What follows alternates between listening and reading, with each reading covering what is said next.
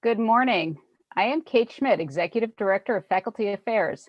We're the unit that houses the Teaching and Learning Center here at Pima Community College. We work collaboratively with all divisions at the college to continue to offer support to faculty and administration and to improve teaching and learning. I'm here with my colleague, Josie Milliken, the Faculty Senate President.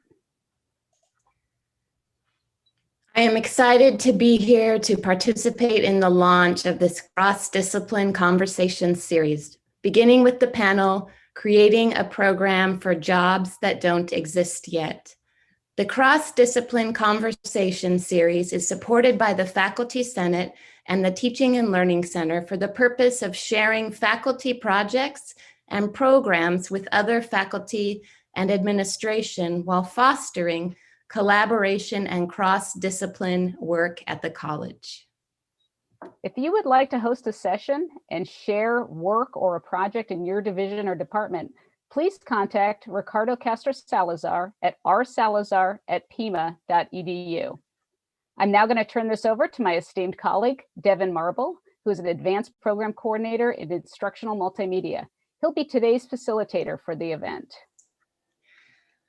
Thank you so much, Kate and Josie. This is awesome. I'm really excited about these cross-discipline conversations.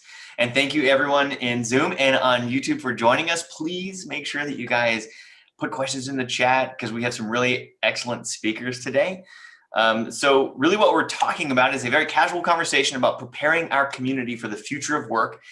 Pima Community College has collaborated with TuSimple, the world's largest and most advanced self-driving truck company, providing the future of transportation with a world-class educational partner. So this wonderful partnership has come together and we are helping create jobs. We're building a workforce training that results in a transition of work that prepares people for the future. So without further ado, some of you may have some questions about a job in self-driving trucks and what that looks like. So let's show a quick video about what we're talking about and then we'll get into our speakers.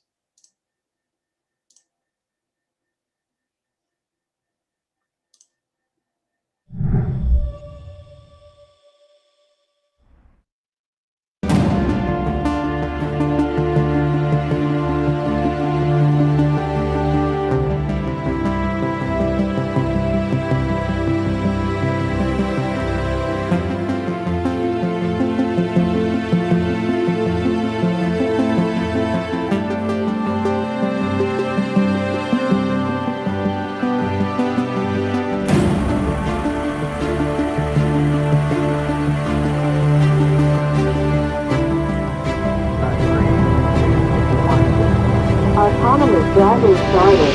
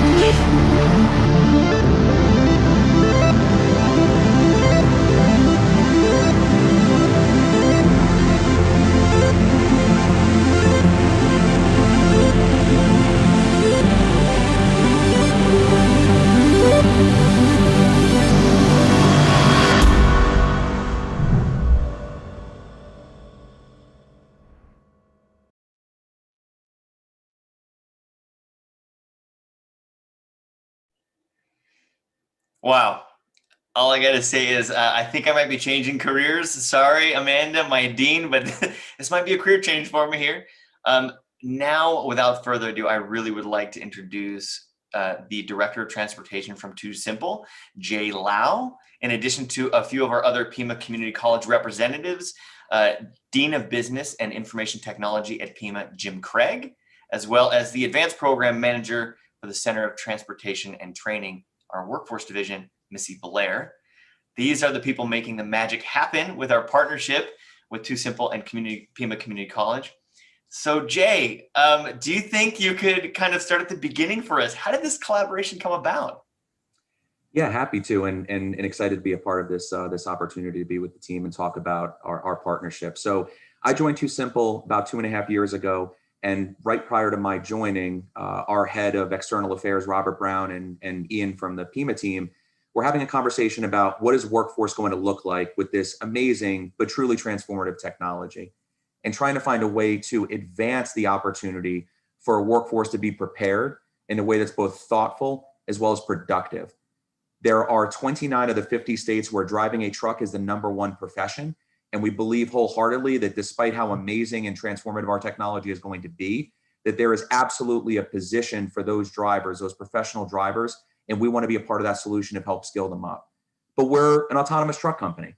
We're not a world-class leader like Pima Community College is when it comes to putting together the right curriculum, the right training modules, and having the right resources. So that's where we started, and I'm proud to say today we're in our second session of the AUV 101 course, and looking forward to bringing more candidates on board for their certification for self-driving trucks. Selfishly would love to hire them at TuSimple, but excited to release any of them out into the world to be prepared for this new tech. Man, that is awesome. That is a mouthful. I got to say, when it comes to what is it like for a student when they first see an autonomous vehicle and they first just step into this? And is it mind blowing for them? Or are they wondering, wait, this is an autonomous truck. What am I doing here? Yeah, the funny thing is you normally have a shock of disappointment when you look inside our truck and you realize it's still just a truck. Now, crazy smart, lots of cameras around it, devices like LiDAR and radar that help sensing. But I think the goal is to help students, professional drivers, demystify the concept that this is a futuristic 100-year out type technology. You can still get in and drive it like a truck. It operates like a truck does. But certainly it's got capabilities that far withstand the opportunity where a human can see and do the things that, quite frankly, the technology can do. So it's a little bit shocking sometimes, Devin. I mean, to see what it is, but it's also a great opportunity to have that conversation, talk about what it is and what it isn't. Yeah, I remember the first time I saw the inside of it, and the biggest thing I noticed was there's a gigantic black box with a computer in it. I'm like, oh, that's different. Yeah. So here's a question then for Missy. When it comes to upskilling and reskilling our workforce, I imagine there's a little bit of fear out there. Can you talk a little bit about what that's like and kind of tackling that challenge? Yeah, thanks, Devin. First of all, I just want to say thanks to everyone for agreeing to do this, and thanks to the TLC for the Teaching and Learning Center for asking us. We're honored to be the first in the series, so hope we do well by you. So thank you. So how this started out, in addition to the conversations happening at Robert and Ian level, we at our level at the Center for Transportation Training, where we have CDL training, commercial driver's license training, we are part of a national association of publicly funded truck driving schools. Yes, there is a national association for that. And so we were hosting a regional meeting where we had probably about 15 or so from around this region, anywhere from California and all over this area, the western part of the country. And we had asked TuSimple. This was before Jay was there, before Robert was working there. They had a little office over on Grant before they had their giant warehouse right now. And they had sent a couple young engineers to our regional meeting to talk about what they were doing. And it was I had my doubts whether or not TuSimple would ever talk to us again, honestly, because the fear in the room at the time came a little bit across as anger, which is understandable when people think they're about to lose their jobs to autonomy, right? It was nothing, of course, that they hadn't seen before, but I was like, wow, but I think it's important for us to recognize that fear as an opportunity, right? And so just being able to work with TuSimple and the conversation happening at, Robert and Ian's level, while also happening at our level, is just, it worked out really well, because then we were able to kind of be able to move this forward and help to upskill and reskill. So.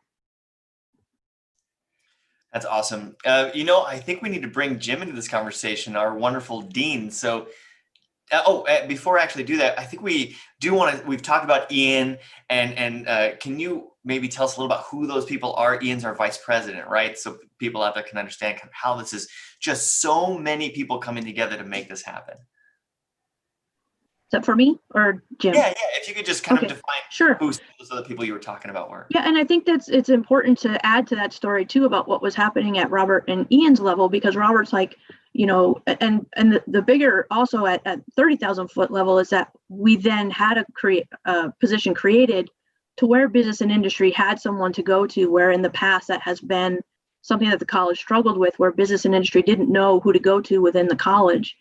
And so the chancellor created that position, the vice president of workforce and strategic partnerships, I think is what it's called now. Sorry, Ian, if I butchered that. So he works, he takes in all this information from the business and industry partners, and then, flushes it out to who needs to do that. And so when they were having that conversation, Robert had said something, I need someone from IT, and I need someone from, your CDL school, and I need someone from, the advanced industrial tech or mechatronics at the time. And logistics.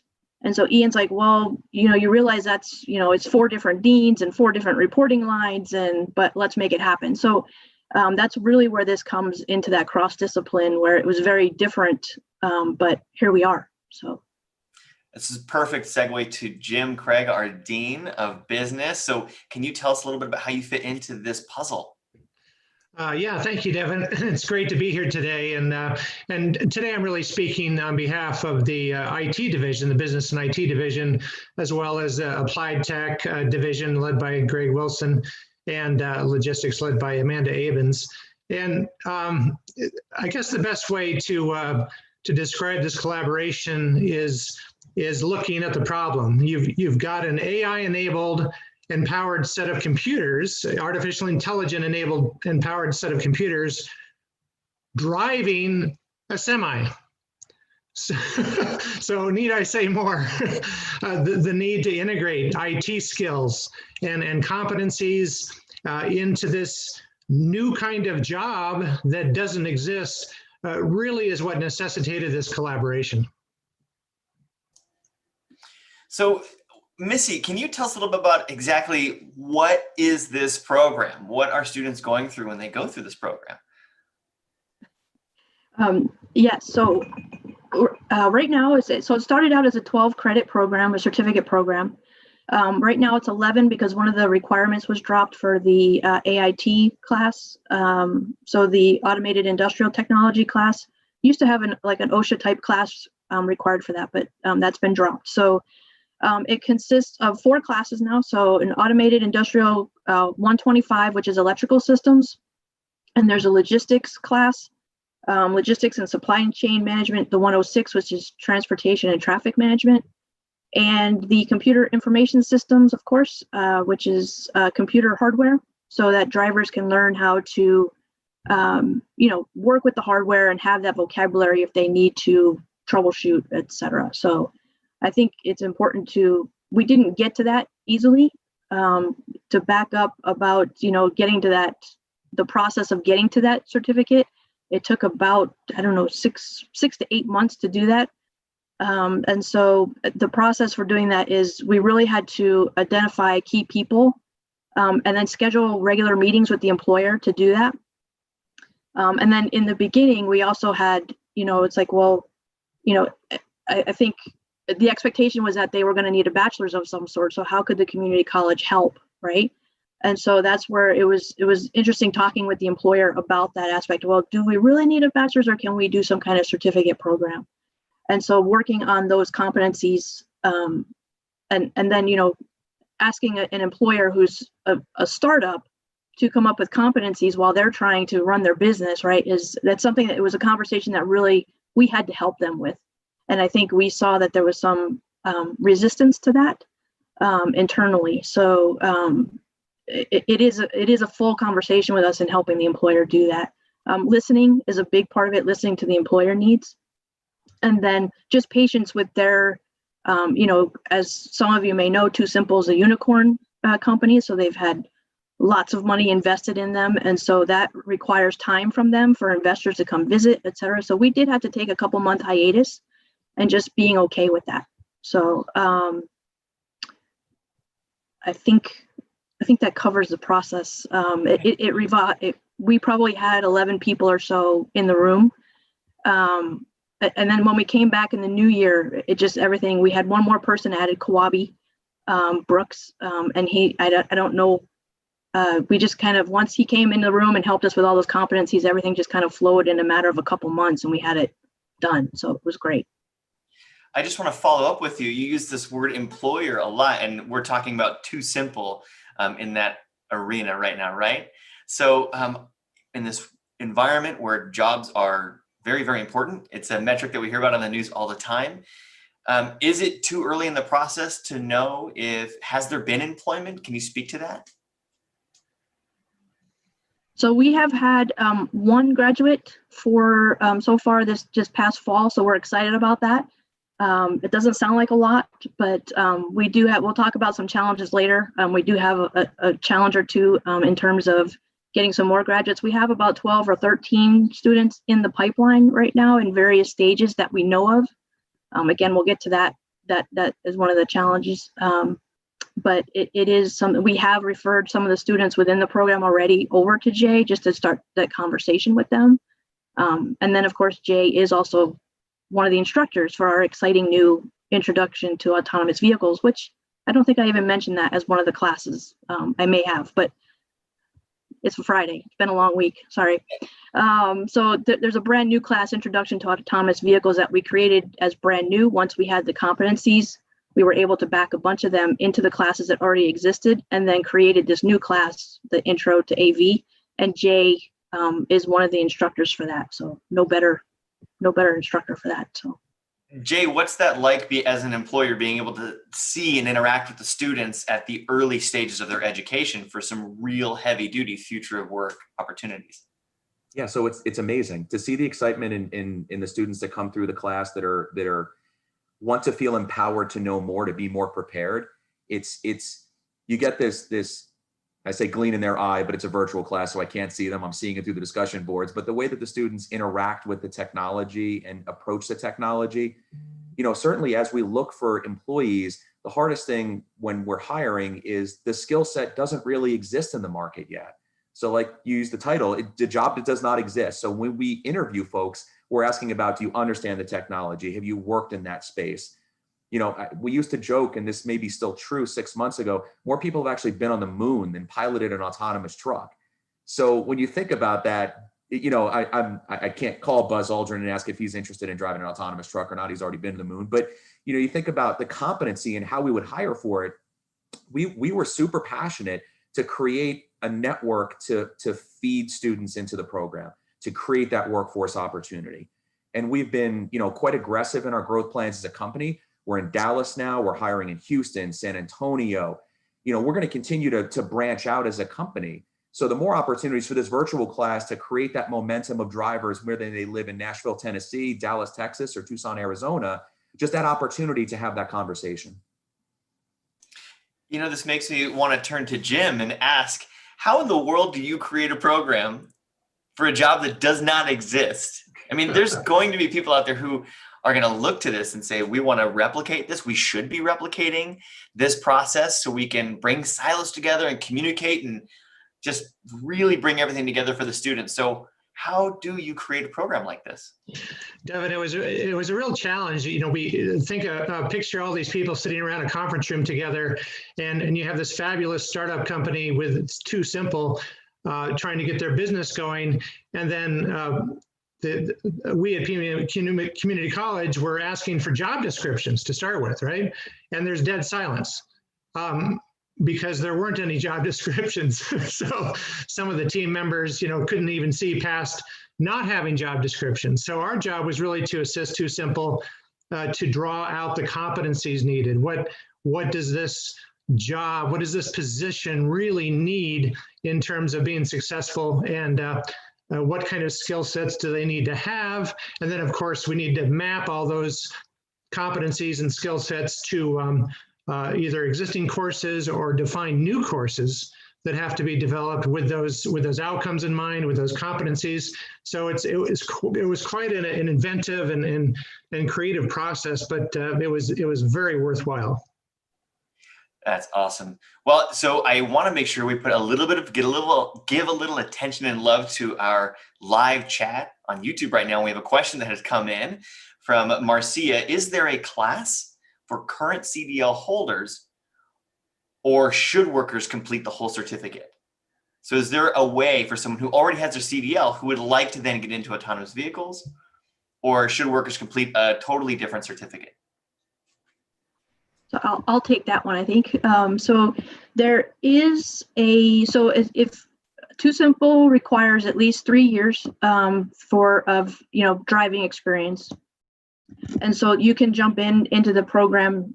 There's no real order of classes that you need to take of those 4 that are available. So, or someone can also start out, if they don't have their CDL yet, they can start out and go through a training program to get their CDL, and then get some experience. That 3 years that it is at least required from TuSimple. And then TuSimple gives priority hiring for graduates of the program. Gotcha.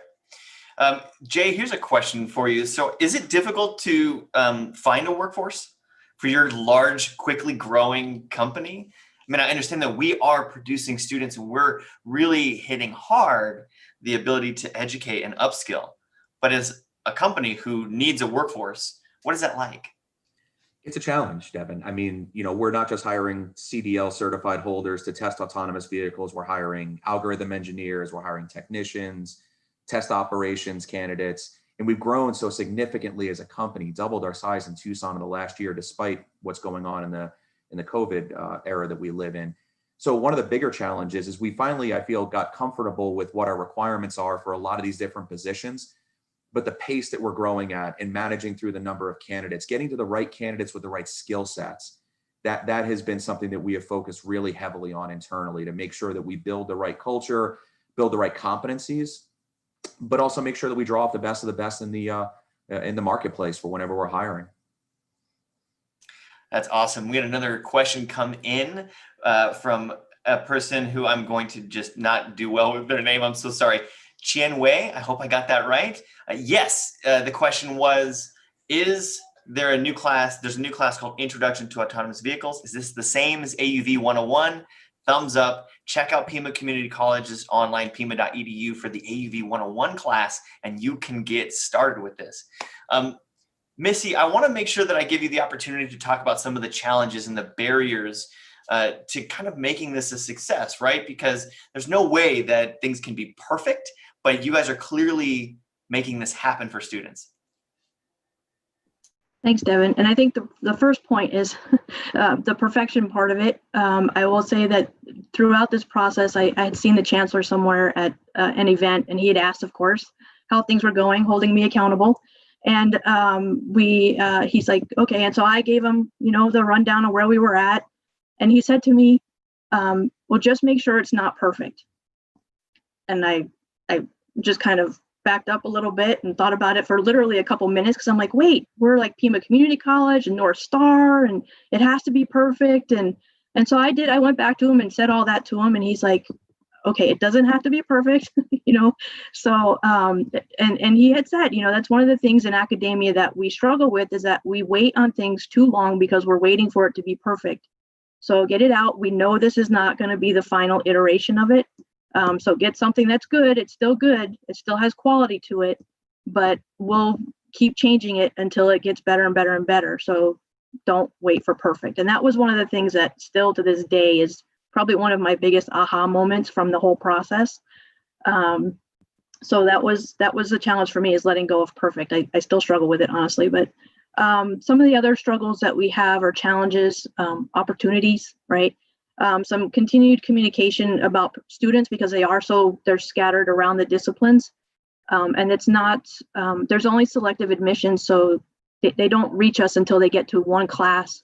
So they may be in the program. We may have more than those 12 or 13 students. So the data that we have may not be exact.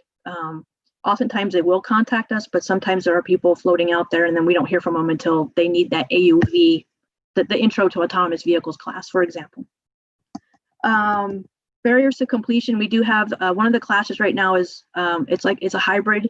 And so because a big part of the audience for this class is truck drivers, they're mobile, right? So it's hard for them to get to Tucson to get to the electrical systems class.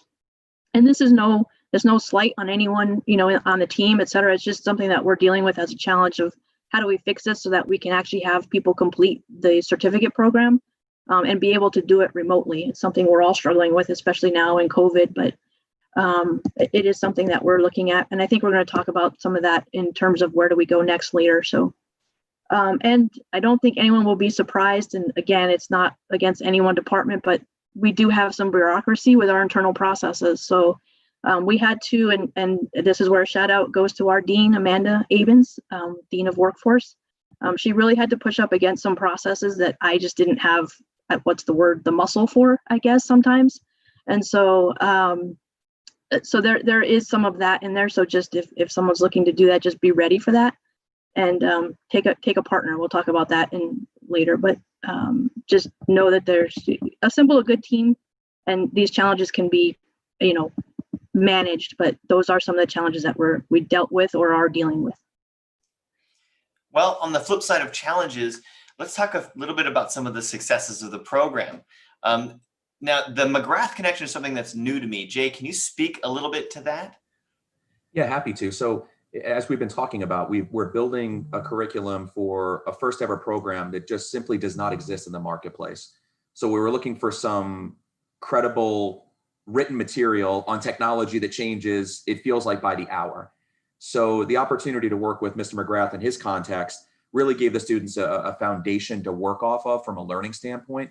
And then the course also brings in a tremendous amount of current events, things that have happened over the last 3 or 4 months. It's easy to forget the technology is so quickly evolving, whether it's the technical aspect, the regulatory aspect, the operational aspect, that we have to find a way to give a concrete foundation to the students of working knowledge, but then also the ability to share in and pepper in those current events that they would be able to find in a more centered approach versus having to use, search engine tools and, what is autonomous new today kind of thing.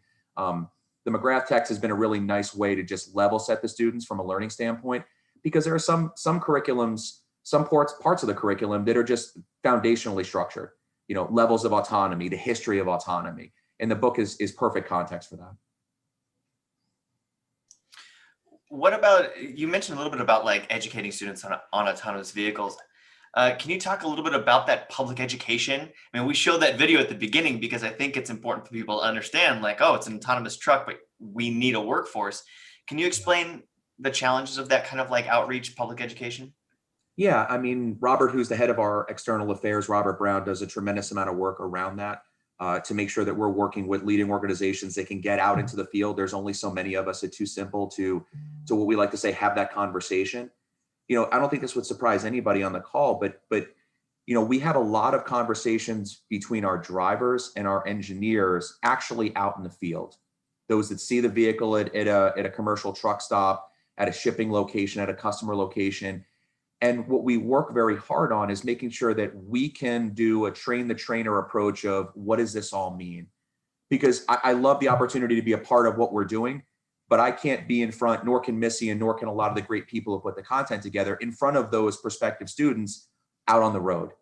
So, a lot of those conversations are happening out there in the middle of a shift, fueling the vehicle at one of our customers' locations. And we've got just a tremendous group of individuals that can externalize what we're doing as a company and really, always kind of chime in there and say, well, if you want to learn more, talk with our partner Pima. And it doesn't matter where you're located, right? It's a virtual course. I know you mentioned, Missy, there were some challenges with one of those courses being in person in Tucson, but I love seeing students that are reaching out to us in markets that, don't even know that this opportunity exists and walk away with that little nugget of knowledge they can take back, search, find out more information, and reach out to Pima. Jay, we had a really interesting question come in on the YouTube channel from Terry. And I didn't even think about this because we are talking about an autonomous vehicle. So how important are soft skills like communication, writing, verbal, creativity for careers in an industry like this? Yeah, that's a wonderful question, because actually part of the AUV 101 requires some of those soft skills. There's multiple discussion points. There's a couple of presentations the students give. It's so important to be able to share knowledge in a way that allows the future candidate, future individual, future passenger driver next to our vehicle to understand it in a way that makes practical sense. There is unfortunately in the marketplace a tendency with technology that's leading edge, like what we're doing, to have a very binary approach to it. It's either amazing and exciting and it's going to change our world, or it's so unproven, it's going to harm a lot of people, it's going to take away a lot of jobs.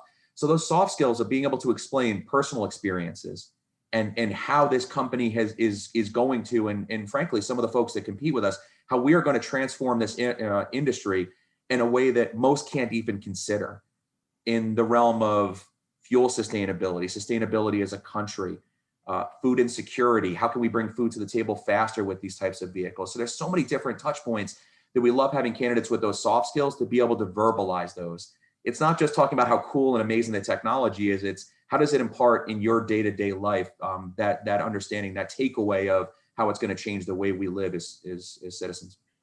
Well, and I remember I got to speak to one of your truck drivers a few months ago, and I was asking him like what it's like and how does it feel? Do you feel good about this? And, because we know this industry, one day, everyone's afraid it's taking jobs away. And some of the things he said to me were really surprising. Notably, he said, I feel like I'm a part of this growing profession. And now I'm on that track to security. And he's very proud to be able to say, I can stay home with my family because these AI trucks are going to do the long hauls. I get to do everything that's local, and then I can come home for dinner. And that was eye-opening for me, because I didn't think about it in that way with an autonomous vehicle. Yeah, absolutely. I have a question for Jim. So when we're talking about students and upskilling, there's different types of pathways. So can you speak a little bit to, is every student who comes into this, are they going right into trucking, or are they choosing different pathways? Are they learning other skills and deciding what they want to do? Oh yeah, that's a great question, because this is a huge opportunity for students to look at upskilling, reskilling, but also this cross-disciplinary concept really comes into play. So for instance, we already have one student that has decided to go into the IT industry after the AV program for his upskilling journey. So it's really important to have that win. That kind of distinction is incredible here, because as long as students are upskilling, even if in this case they change from autonomous vehicle to IT, it's good, right? And it can also go the other way around too. So IT students who discover the exciting industry of autonomous vehicles could decide to go that way as well and work across silos. Working across silos really has been the advantage here, which isn't very common in academia. What we're doing at Pima Community College literally is working across 4 or 5 divisions to make this kind of thing possible.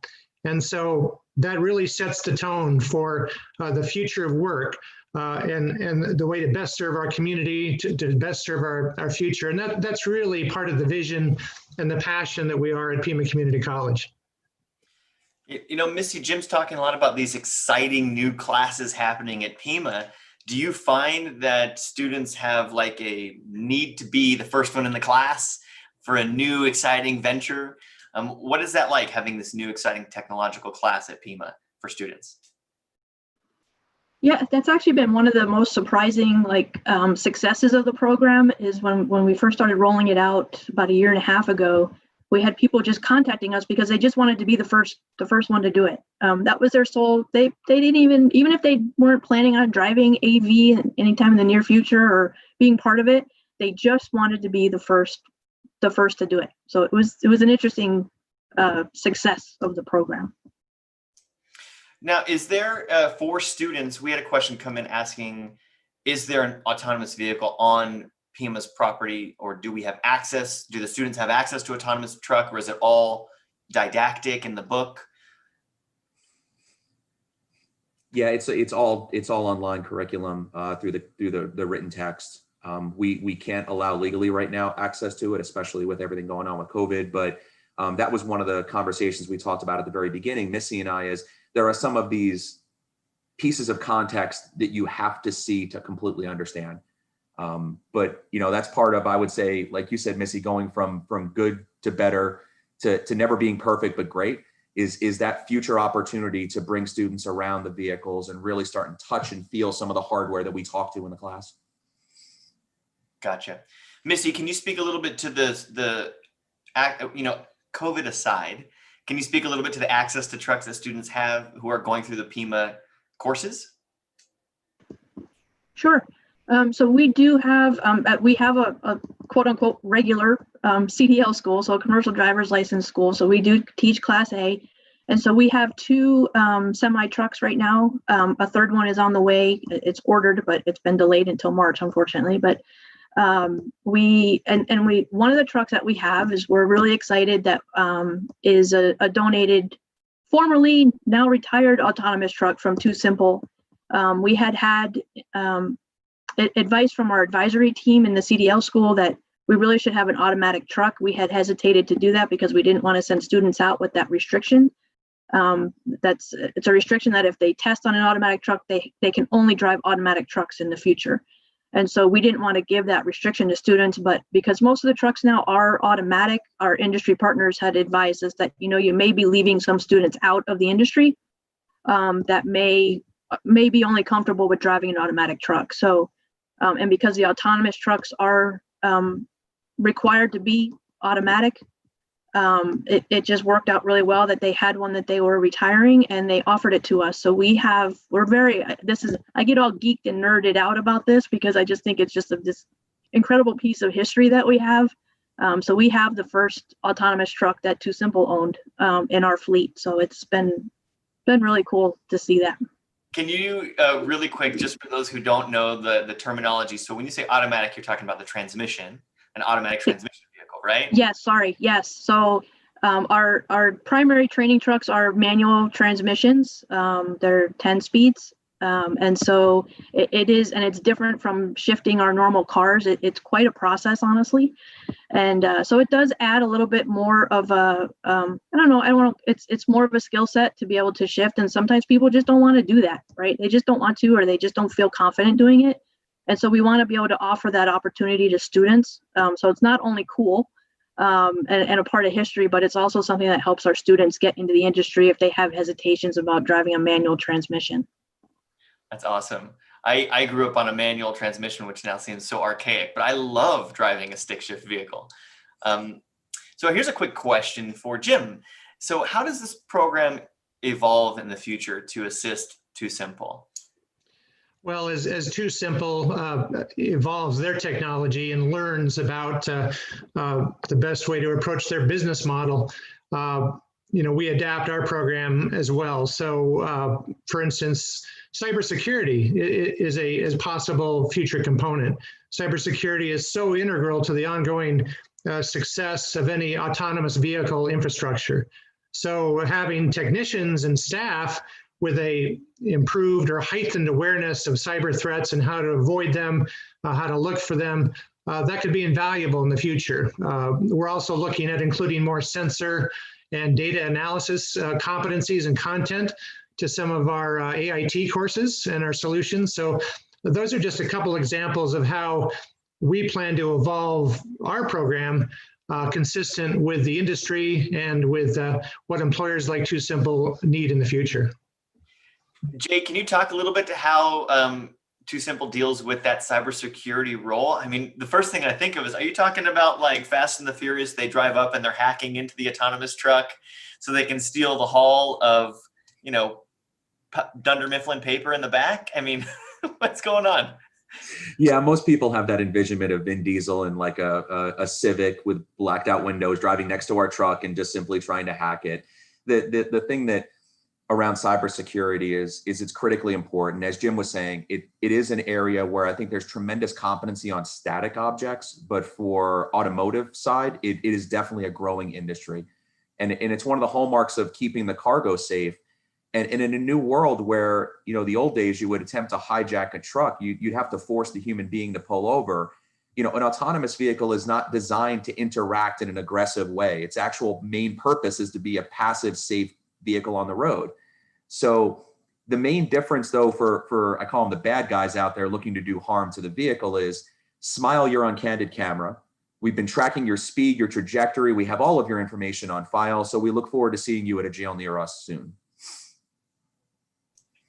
And so what's really cool about what you're talking about is your drivers or your driver technicians for the AI trucks, they are acquainted with these LiDAR, all of this technology, the tracking, the lasers, and it's something that they are are well acquainted with. So can you speak a little bit to the role, today's role of the person employed in the front seat of an AI vehicle?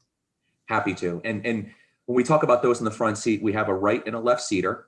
So our left seater is the CDL certified driver. In all of our testing missions, there is still a person in every one of them. Although you saw in one of the videos, our driver, Mo Fitzgerald, her hands are slightly off the wheel for testing purposes, but able to react quickly. You know, they are, as a CDL operator working for TuSimple, you are still the captain of the ship. You are still operating that vehicle. You are responsible for that vehicle. So that job is nearly identical to the current CDL role. Where it gets really complicated, fun, is you are managing that, but you are using your expertise to provide context to your right seater, who is our test engineer running the system on their computer. And as an operator, most companies would tell you, get in the truck, drive, tell us how it went when you get there.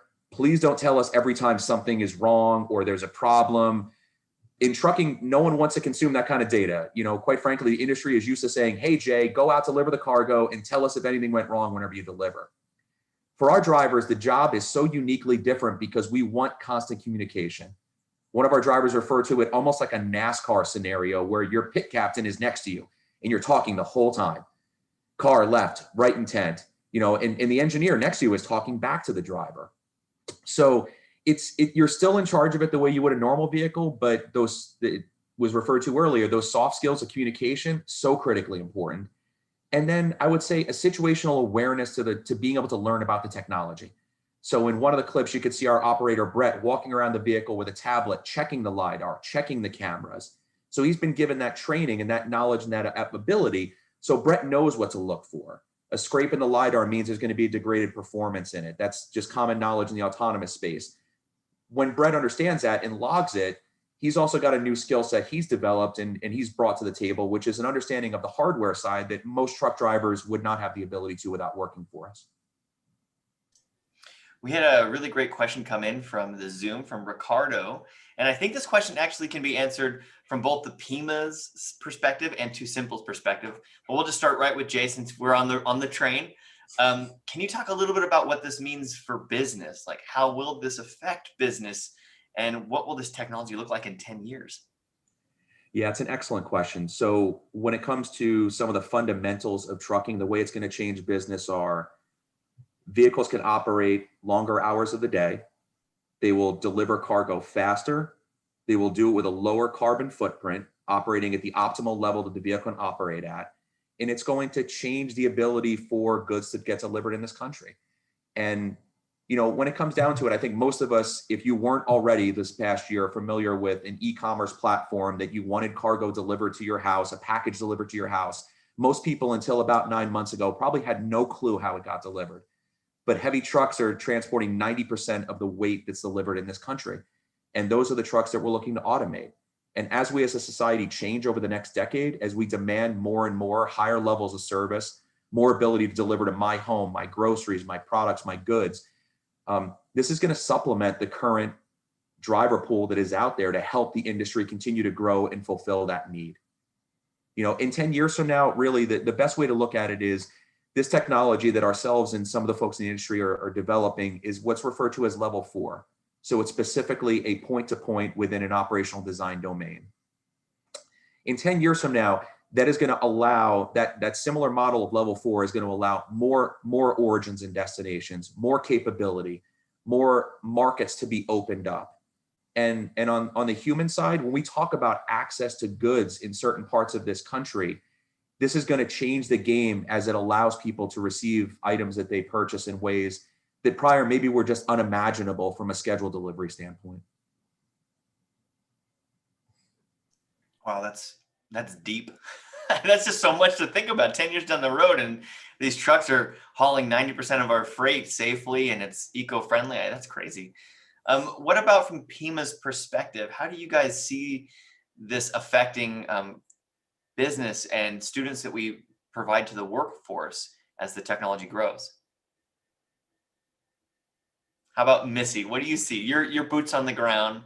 You're working with these students directly with TuSimple. In 10 years, what do these programs look like?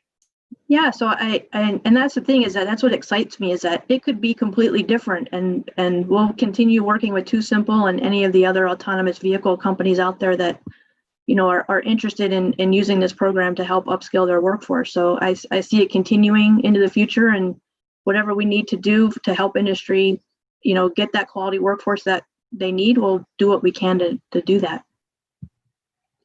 Yeah, and Devin, I think it just goes to say that Pima will continue to evolve in this fusion of cross-discipline and interdisciplinary educational models, 21st century skills, and upskilling and reskilling the community to accommodate these new technologies and these new kinds of jobs. Jay, can you speak a little bit to this idea that the future of these autonomous trucks one day may not have a driver, may not have that technician always in that front seat? So when it comes to someone who's entering this class and they want to be a part of this revolution, are there ways for them to funnel into other areas if autonomous ends up not being for them? Can you speak a little bit about to that path as the technology evolves? Yeah, I mean, one thing I'll say right up front, Devin, is if you were of legal age, 22 years of age, and you entered the Pima commercial driver program to receive your CDL, you can work 40 more years with confidence that your job will be there. This is not going to remove the current role of a lot of the CDL drivers in this country. It is going to change the way they work. But when it comes down to it, when you think about this future role, this future task, it's going to change the job markedly as far as what other opportunities exist. I mean, Jim, you alluded to it earlier as it relates to some of the offshoot industries of autonomy. As an operator coming into this course and coming into this industry, you could stay in the truck and help with the testing paradigm.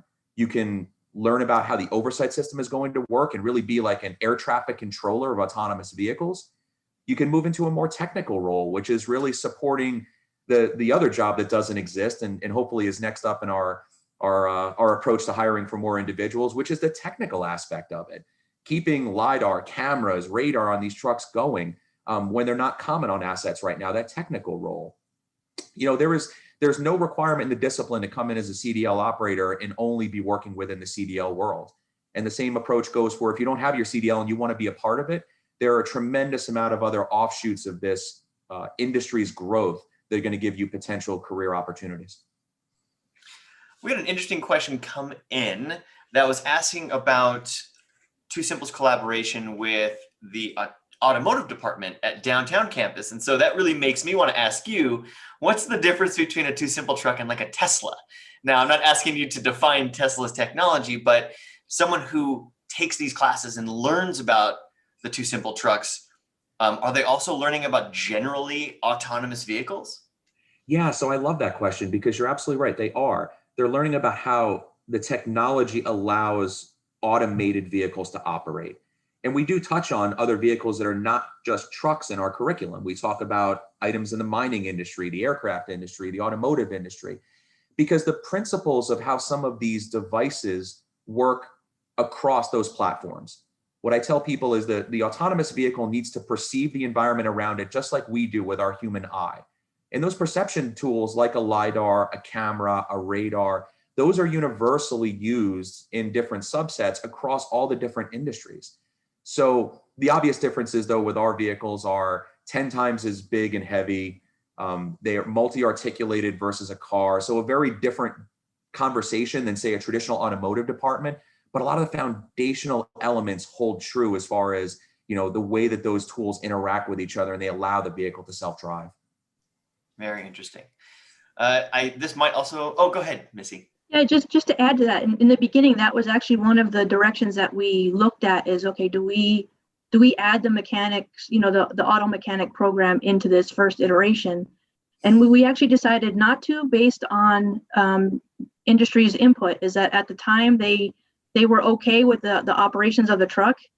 They needed more help with the, you know, more workforce help in terms of the AV components, just like Jay said. So, and that, I think that speaks also to the importance of listening to industry, is that we were set on going into the diesel route on this. And, but with listening to them, it was like, no, we don't need to do that right now. So it may become a thing in the future that we do, in those evolving, that we bring that in there for sure.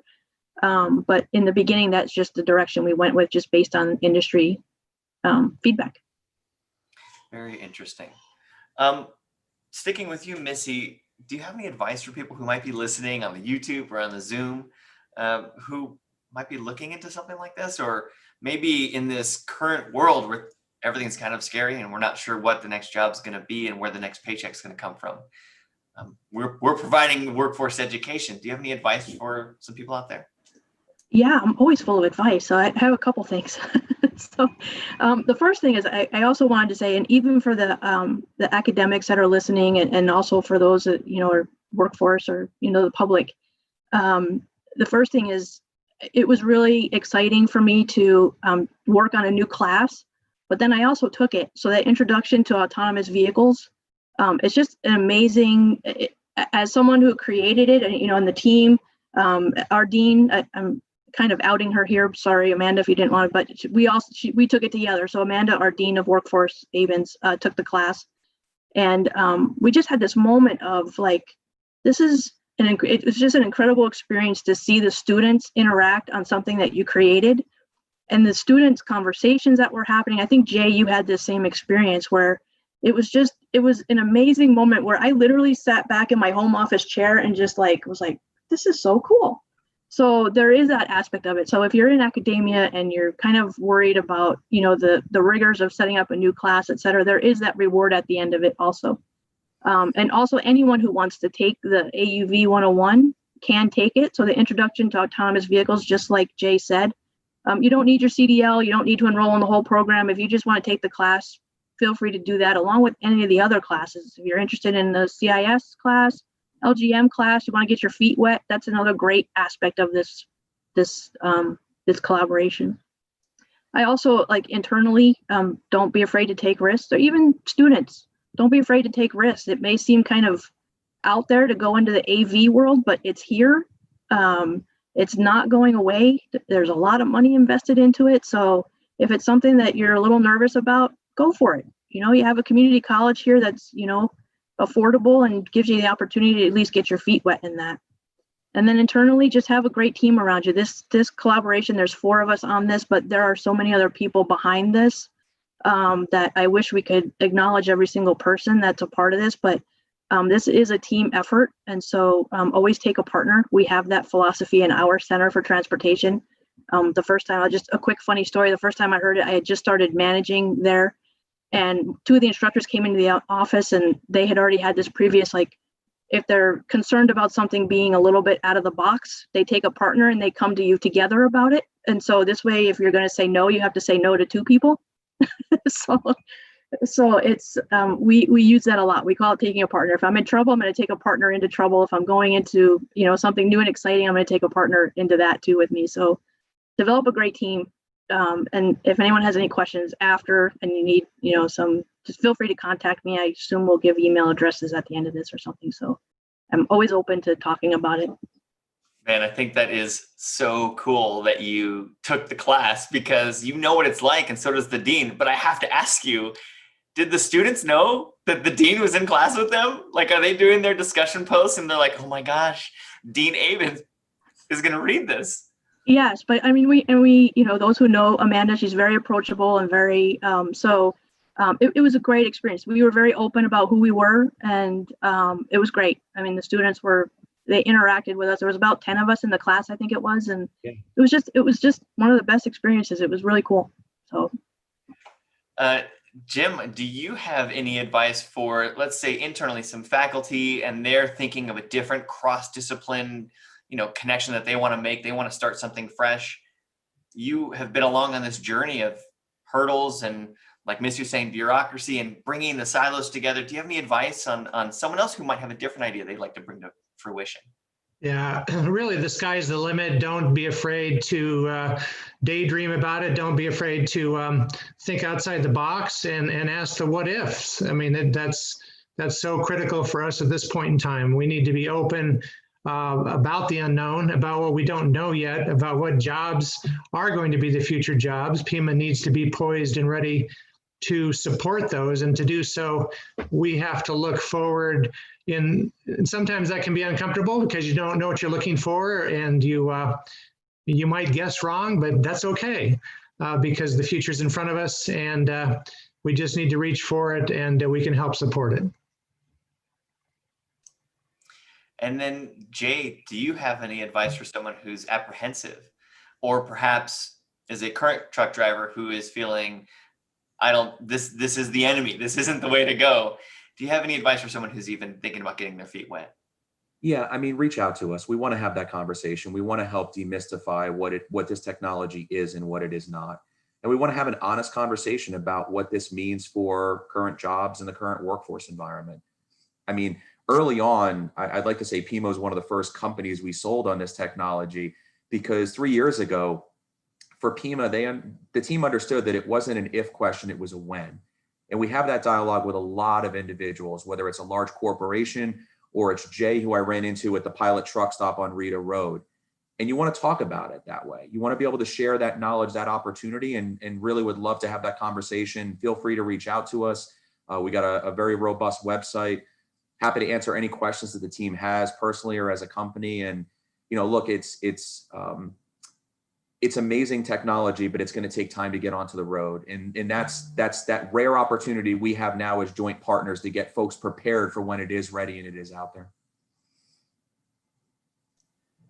Well, we are kind of coming down to the wire here, guys. If you have any more questions online, please put them in the chat. I'm putting together my email and Missy's email if you guys have other questions. Jim and Jay, if you guys would like us to forward you emails, we can, or would you like me to add your emails to this little list right here to show everybody? Yeah, you can add them, that's fine. Okay. Yep. Before I kind of start to wrap up and wait for one or two more questions to come in, Jay, I have some technical questions that I think a couple of people may have, and it's about really the logistics of these AI vehicles. So are they like parking themselves at loading docks at the back of Safeway, and there's like no one there to sign the load and say, oh yeah, you delivered it? How's that work? Yeah, I mean, the best way to describe it is right now we are testing for a full commercial product in the next 3 years. So we have drivers in all of our vehicles. So no matter the mission, you're going to see one of our smiling TuSimple drivers in the left seat piloting the vehicle, even when it's in full autonomy, still in charge of the vehicle in full autonomy. Really that idea that a commercial vehicle is going to park itself behind your nearest Safeway while you're in front picking up the groceries, I would tell you that's a lot farther out. When we look at the commercial application for this, it is really large facility to large facility, directly off highway on surface streets to a distribution center, and you will see them on the interstate, but not behind your favorite fries in Sao Rita just yet. All right, well, I'm gonna real quick just do a screen share and just share with you guys our contact information. These are our professional emails. Are you guys seeing our emails right now? Okay, excellent. So if you need to contact us, that's Devin Marble and Missy Blair and Jim or James Craig and Jay Lau at TuSimple. And with the last 2 minutes, does anyone here have anything that they'd like to share with the crowd and the group watching who are considering this technology and just interested? Did you want to show the inside of the AV truck real quick video? I forgot about that. Thank you, Missy. All right, guys, I'm pulling the emails down, so quick, take your screenshots. We do have a fun surprise for you. I'm going to put it in the chat right now. So we have a 360 virtual reality video that we'd like to share with you guys so you can see what it's like to be inside an autonomous vehicle. And I'm going to share just a piece of it right now with you guys. 3, 2, and 1. System on and off. It's really just 2 buttons. One starts the system, the other one engages it and disengages it. Up on the windshield, we've got a couple other things there. You got a forward-facing camera, basically in case there's any other issues, such as people doing a brake check on you. It also has a rear-facing camera, so if there's ever an accident, you can kind of see what's going on with the incident. It shows what's going on in the front and inside the cab of the truck. Next to it on the right-hand side is a Bendex system. That's a whole other system outside of the autonomous system. So if any of this technology interests you, consider enrolling in Pima Community College. Now that is an actual truck technician and truck driver for TuSimple. Yep. There you have it, folks.